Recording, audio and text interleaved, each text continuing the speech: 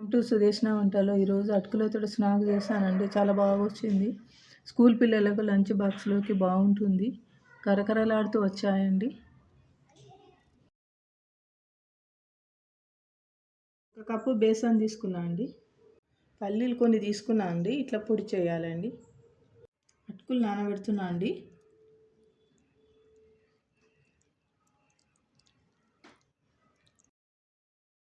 జీరా వేస్తున్నా అండి. నల్ల నువ్వులు,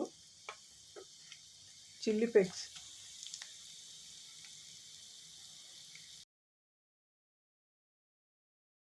దీంట్లో బేసన్ వేపాలండి. పచ్చిగా ఉంటుంది, పచ్చిగా ఉంటుంది. వేపితే బాగుంటుంది.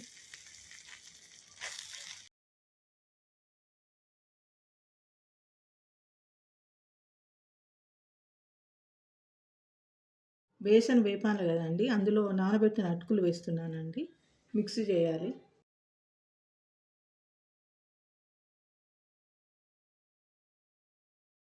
మెత్తగా కలపాలండి. అటుకులు శనగపిండి మెత్తగా మిక్స్ చేయాలి.